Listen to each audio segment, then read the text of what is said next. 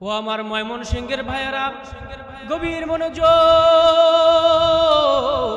আল্লাহর নবী একদিন মসজিদে মিম্বারে পা রাখার সময় বললেন আমিন। দ্বিতীয় মিম্বারে পা রেখে বলছেন আমিন।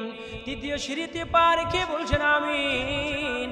আল্লাহর নবীর সামনে বসা আবু বকর, ওসমান, ওমর, আলী প্রশ্ন করলেন, ইয়া রাসূলুল্লাহ, ওগো হাবিব আল্লাহ, আপনি তো কোনোদিন এইভাবে মেহরাবে পা রেখে আমিন বলেন নাই, আজকে কেন আপনি আমিন বলছেন? ওগো নবী, আপনি আমাদেরকে একটু বলেন।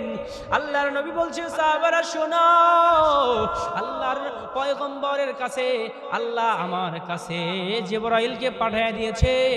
ও আমার সাহাবারা, তোমরা শোনো। সাহাবী এসে বলছে, ওগো আল্লাহর হাবিব, তিন শ্রেণীর মানুষ যেন ধ্বংস হয়। এক নম্বরে বলছেন, যারা রমজান মাস পেল কিন্তু গুনাহ মাফ করাইতে পারে না, তারা যেন ধ্বংস হয়। আমি এই জন্য বলছি আমিন। দুই নাম্বার, আল্লাহর নবীর কানে কানে এসে বলছে জিবরাইল, ওগো নবী, আপনার নাম শোনার পরেও যদি কেউ আমিন না বলে, তারাও যেন ধ্বংস হয়। তিন নাম্বারে সাহাবীদেরকে ডেকে ডেকে বলছো, আমার সাহাবীরা তোমরা শোনো। তিন নাম্বারে জিবরাইল আমিন আমার কাছে এসে বলছে, ওগো নবী, ওই সব মানুষ ধ্বংস হোক যাদের মা বাবা বেঁচে আছে অথচ গুনাহ মাফ করাইতে পারে নাই, এই সমস্ত মানুষগুলো যেন ধ্বংস হয়। আমি এই কথা শোনার পরে যথাযথ মনে হয়েছে, তাই আমি আমিন বলেছি। ওগো আমার সাহাবীরা তোমরা শোনো, উমা জান্নাতুকা ওয়া নারুকা।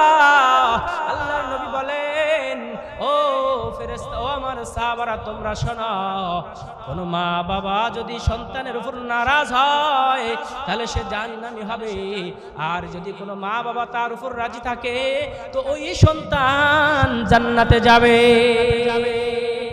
মায়ের দোয়া লও হে মুমিন, মায়ের দোয়া লও, মায়ের দোয়া লও হে মুমিন, মায়ের দোয়া লও। একটি গেলাস পানির ফলে বাইজিতের কোলে তুলে, একটি গেলাস পানির ফলে বাইজিতের কোলে তুলে, হাত তুলে মা বলেন বাইজিদকে ওলি বানান। ভাইরা আমার, বন্ধুরা আমার, আপনারা জানেন আলকামা রাদিয়াল্লাহু তাআলা আনহু একজন নবীর সাহাবী ছিলেন, আল্লাহর পয়গম্বর। একদিন আলকামার মৃত্যুর সময় উপস্থিত হাজির, কিন্তু আল্লাহর নবী কালেমার তালকিন দিচ্ছেন, কালিমা